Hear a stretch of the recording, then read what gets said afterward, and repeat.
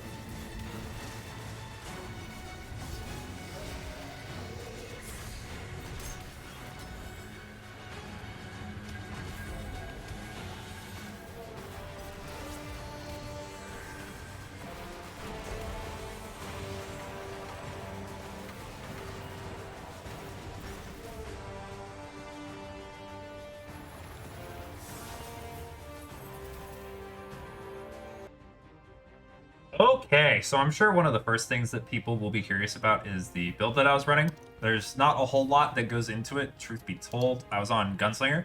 Uh, Honestly, I think Hunter's probably the worst subclass you could play for this particular challenge.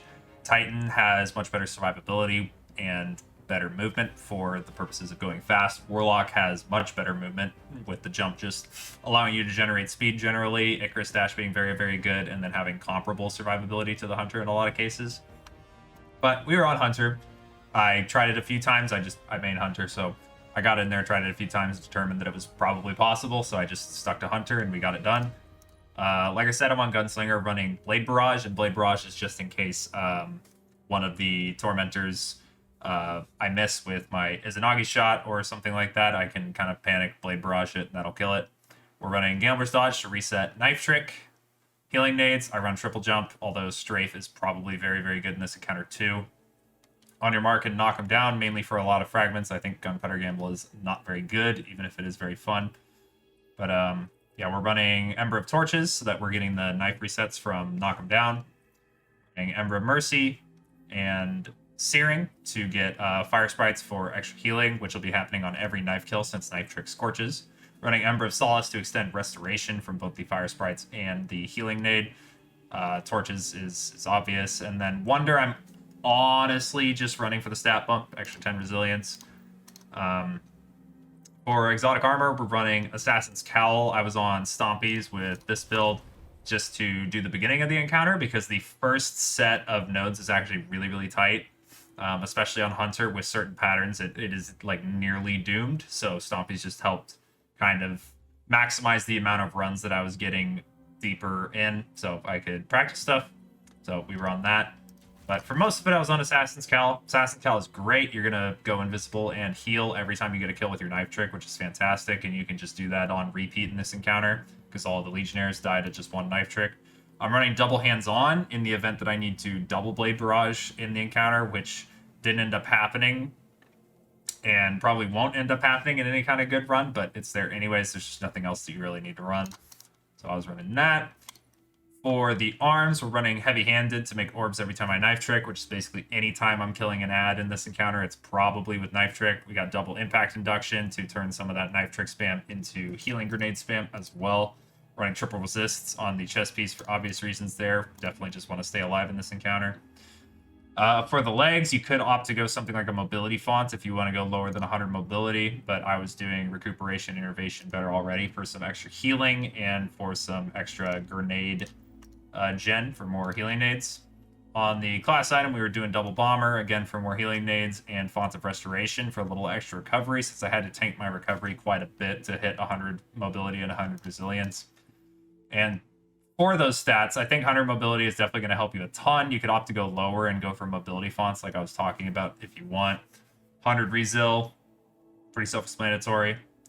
Like I said, we had the tank recovery a little bit, but we're making up for that through healing nade spam. The sustain from Assassin's Cowl all around like didn't end up missing the recovery too much. Nice high discipline to keep the healing nades up. 100 would have been cool. I would have definitely traded 10 recuv for an extra 10 discipline, but it's all right. Didn't need intellect, didn't need strength. We're resetting Knife Trick all the time, and hopefully I don't need to use Blade Barrage that often. For weapons, I was doing Izanagi's Burden for the purpose of Tormentor killing. You can do uncharged Izzy shots, will one-shot each of the Tormentor's shoulders, and then open up its chest for a 4-time shot, which will one-shot it. So that's just really, really strong. I've seen a lot of people that have done the solo of this use something like Succession, which is really, really good too, for sure. But I found that, you know, it's just really, really cringe having to land a whole bunch of shots in a row with something like Succession when you're just getting flinched to Narnia in this encounter, pretty much no matter where you're standing. And the Tormentors just all around like to not cooperate. So like while missing your 4th time Izzy shot does feel terrible and it can just doom you on its own right there. That's why I'm running the Blade Barrage. Like if I miss the 4th time Izzy shot, I can clean it up with Blade Barrage, like hopefully, and it's okay. But yeah, Succession's good too. I'm using Hollow Denial. Just any trace rifle will work exactly the same. Since the Scions die to basically just being tickled, and since the nodes activate from just being tickled, something like a trace can you know, with a 104 round magazine, presumably do all of those jobs 104 times without you ever needing to reload. So that's really the only reason I'm using it. I've seen a lot of Risk Runner too, which is fantastic because Risk Runner, you're getting all of the Legionnaires in the encounter do arc damage, so you'll be getting Risk Runner charged all the time. You'll be getting Arc Conductor if you ever need to slay with your primary. You'll be getting damage resist from Risk Runner, of course, and then most importantly, it's constantly reloading because you're taking damage a lot, so you'll never have to reload the gun that you're shooting the nodes with, so that's great. Eager Edge from Other Half or Half Truth is going to be pretty much mandatory, definitely for the first half. For the later halves, you could probably get away without it if you really wanted to swap that out, but it's just generally insanely helpful and a huge part of what makes this possible. But yeah, that's the build pretty much. So let's take a look at the run now. Alrighty, so we're into the encounter here. I've got a little map up. Hopefully that's not too obtrusive, but it can help me illustrate kind of what I'm talking about a little bit. So we're at the start right down over here. This is where the rally is, and this is where the starting node is. So that's this right here, right in front of me. And if we get into this encounter, the first thing that kind of happens is you activate this first node, and then you're dealing with a 50-50, where either, you know, those two nodes that I pan back and forth to will be the two kind of options. You got a 50-50 here. You activate this first node and it'll either be this one that's kind of directly in front of you or this one off to the right. So in this case, it's the one directly in front of me. And because it was this one first, I know that the one to the right will be the second one. So I can just start running there right away. Again, that's this one over here is where I'm going right now. And so now right here, this Scion spawn is nearest to that node. That's it's this Scion over here, which is one of the cringiest Scion spawns you can get, to be quite honest, but we make do, we make it work. We get that there, and then we're going to go back to the start to rebuff and spawn the next node.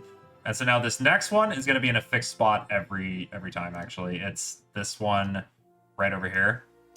This one will always be in this spot every time. There's not another option other than the end, and the end is always fixed every time. So we're going to get this one, and then we'll just be going to the end. So now what can make this last one tricky is you have to run all the way over to here, right next to the end, and then you kind of have two options. So where you're going to rebuff from will either be, it'll be whichever of that first 50-50 you went to first. So like in my case, I went to the left first, this one here, as opposed to the right over here. And that is very, very preferable because as you can see, I just turn around, rebuff, then I pick up this Scion on the way over to the end. And that is very preferable over having to run all the way back over to this one, because that requires me to basically go all the way across the encounter twice, which is not ideal. But yeah, we get the Tormentor spawn. We're just chilling up top, missing tons of Izzy shots like a noob. And then we're going to do the loadout, swap over to Assassin's Cowl off of Stompies there. Get the 4x Izzy shot loaded up. And now the idea here, what I'm doing to take full advantage of the Assassin's Cowl build is I'm just going to kill and add kind of in front of or near both the Tormentor and where the next start node is. So in this case, we are right around over here in the encounter currently. You can see the start node's like right there behind me. And the Tormentor's coming in. So what we want the Tormentor to do is we want to go invis and bait the Tormentor to do this big jump in the air slam attack kind of near me, but not hitting me. Where I was from invis is where we want him to go. And the reason that we're baiting this is because his kind of stand-up, like recover animation from that attack is really, really predictable and really, really fixed. If you don't get the Tormentor in this animation, they can just be really, really cringe to try to hit with anything because their AI is super weird and they'll like go off into corners and hide from you and just all around be ridiculously cringe. But this is a nice, predictable, controllable thing that we can do.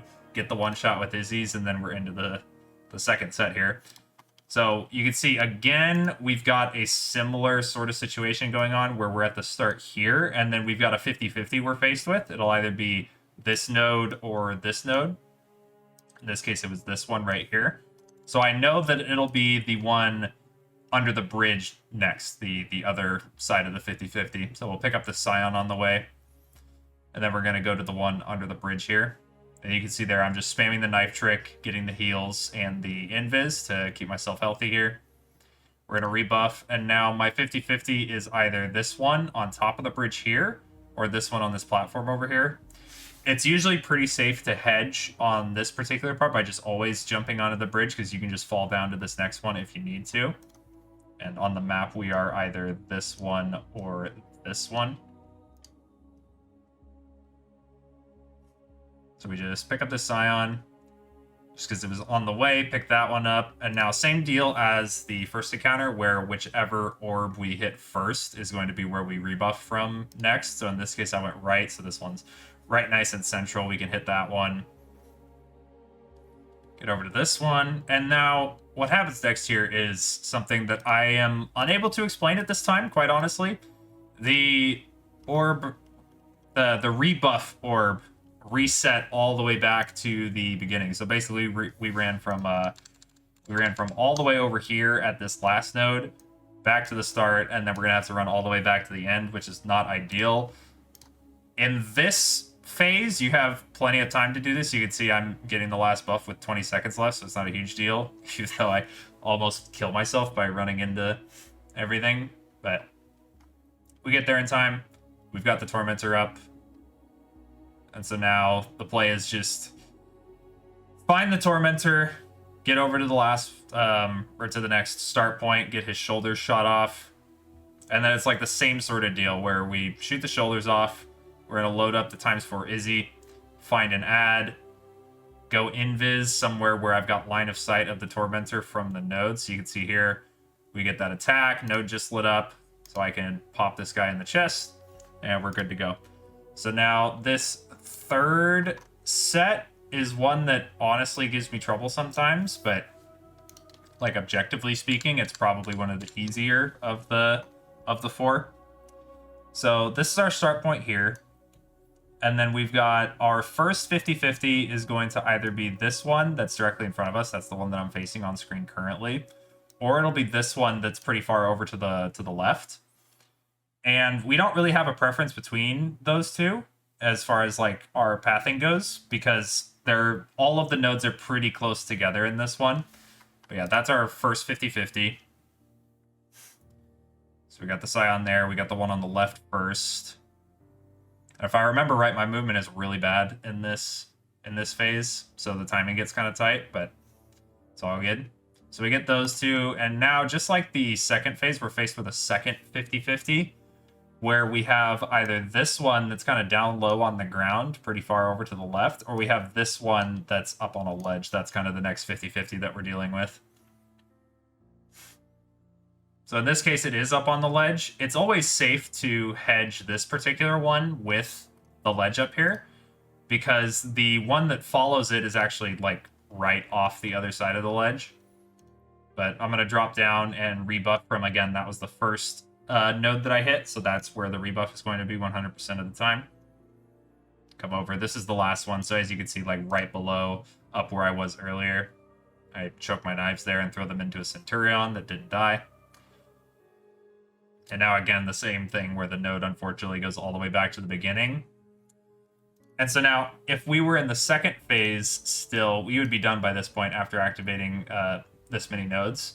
But we have one more that will always be fixed after the first two 50-50s that we do. So we have the first 50-50 that we go through, then it'll be the other one, then the second 50 that we go through, then it'll be the other one, and then we have one final one before we finish off at the end over here. So that's the one that I'm running to right now. Timing is getting a little dicey, but my orb moved to a really good spot right here where I could just jump up to it and then literally turn around. And I do need to snag the Scion, but just walk right over to it, like 2 steps. And now we're on to the last set. And so now here, the Tormentor's on the far side, which is, it can definitely be a bit of a problem, actually. The Tormentor spawns will always alternate. So if you get a Tormentor spawn on the left, these are the 2 possibilities for Tormentor spawns in the first phase. If you get it on the left here, like this, the second one's always going to spawn on the right, And the third one will be back on the left, and the fourth one, right? This one or this one. So they alternate like that, right? In my case, my first spawn was on the left. My second spawn was on the right. My third spawn is going to be on the left. That's this is my third tormentor. And if I went for a fourth, which I don't, it would have been on the right, this one here. And that is a problem because it's difficult to kite him into line of sight for our starting orb, because you notice the starting orbs are always on the right side of the encounter, of course, so you're just gonna get a tormentor on the far side half the time.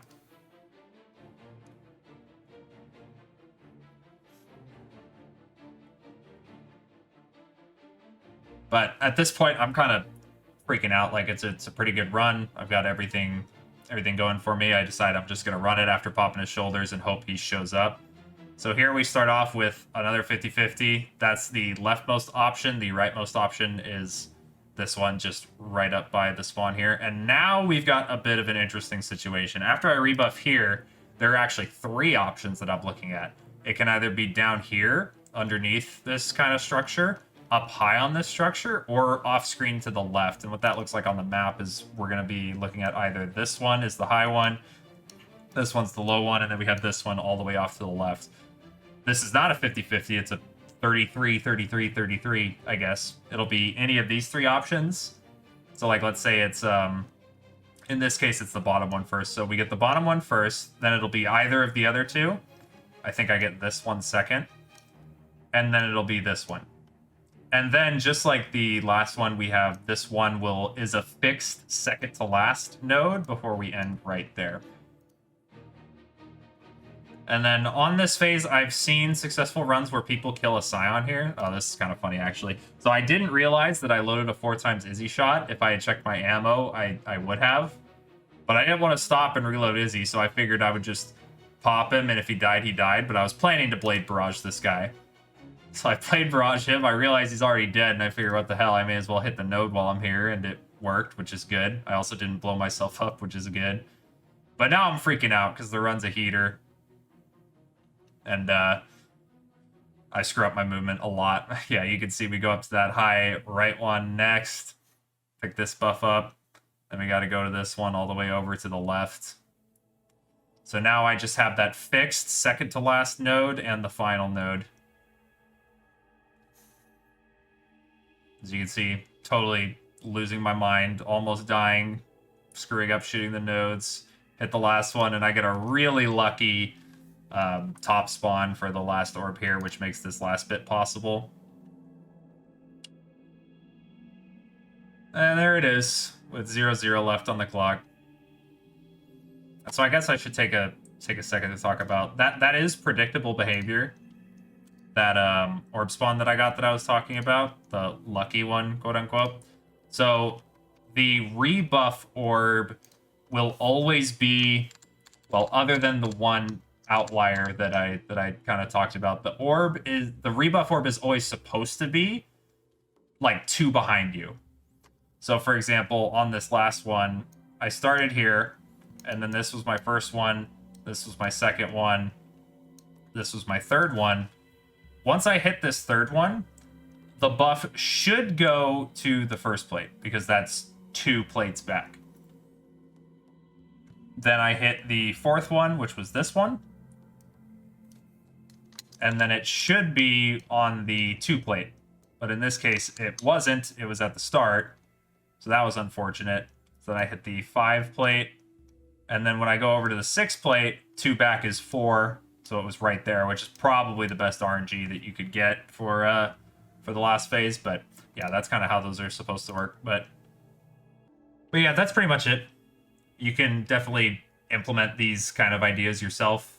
There's not a whole lot of pressure for you to learn the mechanics this in depth for the normal raid, since it's so forgiving, you know, even with like, you know, all the way down to like 3-4 people running the raid, you don't really need to know them this well, but it'll help you make your runs faster. You could definitely go try the solo. It's very achievable, and it could get you into, you know, kind of raid solo challenges. I think this is probably the best like intro to that sort of thing that you could do.